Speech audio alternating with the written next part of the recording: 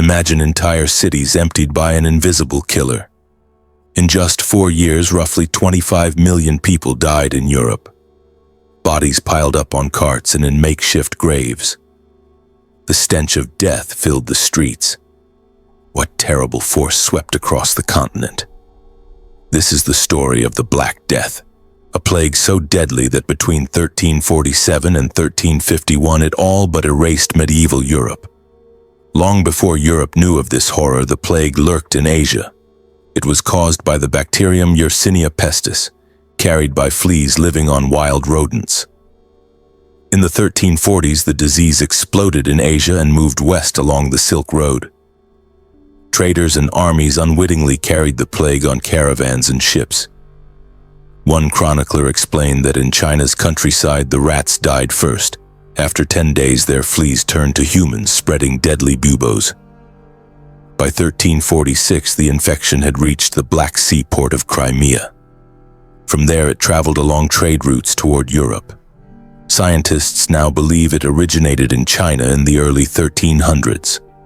But once a merchant ship pulled into port, say in Sicily or Italy, the plague was unleashed. In 1347, Genoese ships fleeing a siege at Kaffa carried rats and fleas from Crimea to Sicily. In that moment, a storm had set sail. The plague spread faster than anyone could imagine. From Italy, it fanned out along trade routes. Ships, carts, and caravans became death shuttles. In 1348, it surged into France and Spain and soon struck England, the Low Countries, and Scandinavia. No highway or village was safe. Fleas on black rats carried the infection from town to town. When rats died of plague on a ship, the hungry fleas leaped onto sailors and soldiers.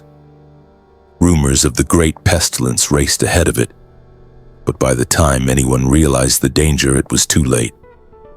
Each morning brought news of new towns fallen silent. Europeans had never seen anything like it. Trade ground to a halt. Borders were closed. Some cities tried desperate measures. Venice isolated incoming ships for 40 days, the origin of the word quarantine, but fear often outpaced understanding. People wondered, what curse could spread so quickly? An epidemic of this scale was unthinkable, yet the Black Death left few places untouched by 1350. Survivors' accounts describe horrifying symptoms. First came fever and chills, then swollen lymph nodes, the buboes, the size of apples or larger in the groin, armpits, or neck. These buboes turned black with infection and sometimes burst seeping pus and blood. Victims coughed bloody sputum. Every muscle writhed with pain and skin darkened with bruising. Some priests reported people vomiting blood or bursting with black blisters. In less than a week, most victims were dead. The Science Museum reports that 60 to 90% of people with bubonic plague died. In the pneumonic form, which attacked the lungs, nearly every victim perished. As one contemporary noted, if the buboes burst on the 4th day, you may have a slim chance of survival. But by then it was usually over. These were not gentle deaths. By modern estimates, about 1 in 3 Europeans perished. In some areas, the toll was much higher. For example, England lost an estimated 30 to 40% of its population, and in many villages 80 to 90% of the residents died. London fell from around 100,000 people to just 20,000 within a generation. Across Europe, cathedrals filled with coffins, farms lay fallow, and everyday life stopped. The Black Death's death toll was truly apocalyptic, perhaps 25 million in Europe and 75 to 200 million worldwide. Fear and grief turned cities into nightmares. Churches overflowed with bodies, clergy ran out of coffins. One Florentine chronicler wrote that all the citizens did little else except carry dead bodies to be buried. Mass graves had to be dug everywhere. Pits were stuffed by hand, layer after layer of corpses, then a shovelful of earth, repeated like lasagna layering. In Siena, another chronicler grimly noted, dogs tore shallow graves open to drag out the unburied. Families broke apart, Fleeing towns became common. Those who could fled to the countryside or to strange safe havens hoping to outrun the invisible plague. Others simply stayed home, sealing themselves in dark houses. Some abandoned all work and feasted or gambled, saying, "Eat, drink, and be merry, for tomorrow we may die." Authorities were helpless. Courts closed, armies paused. Long-standing festivals and fairs vanished under the pall of death. Even religion faltered. Parishes lost priests almost as fast as people. Faith was shaken. Survivors felt abandoned by God when prayer offered no cure. Chaos reigned. Law and order broke down in many places as panic spread. By the summer of 1349, Europe was a place of constant alarm and mourning. In the aftermath, Europe was forever changed. One immediate effect was economic. With so many peasants gone, labor became scarce. Landowners desperately needed workers. Wages spiked.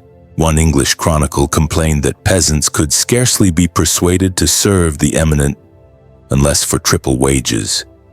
Even nobles would leave their mansions to plow fields when no one else would. Serfs and surviving peasants found they could demand more pay and better conditions. Some lords granted wages instead of traditional feudal labor. Overall, the standard of living rose for many common folk. Socially, the old order trembled. Revolts exploded, for example, France's Jacquerie in 1358 and England's Peasants' Revolt in 1381, driven by a newfound peasant boldness. The rigid feudal hierarchy would never fully recover. Nobles and kings tried to clamp down. England's Statute of Laborers of 1351 attempted to freeze wages. But the genie was out of the bottle. Culturally, the plague's horror seeped into art and thought. Medieval paintings and literature became obsessed with death, judgment, and the afterlife. Dance macabre imagery, skeletons leading the living to the grave, became common. Spiritual questioning increased. If rich and poor alike could die so suddenly, people wondered about divine will.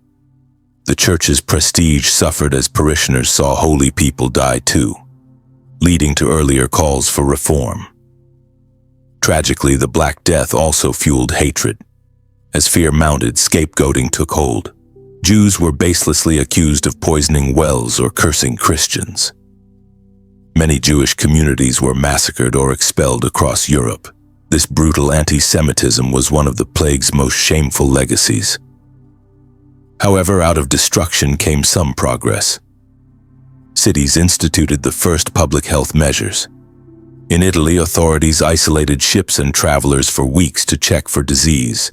These early quarantines saved lives and laid groundwork for future disease control. Medieval medicine evolved, and in the long run, Europe rebuilt healthier, more resilient societies. The Black Death was history's darkest turn for medieval Europe. It turned towns into graveyards, decimated populations, and upended society. Yet its shockwaves also weakened feudalism, spurred economic change, and transformed culture.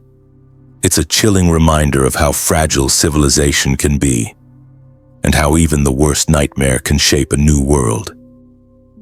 If this journey into the past chilled you, please like and comment below. For more deep dives into history's secrets, subscribe and stay tuned. Your next adventure through time is just one click away.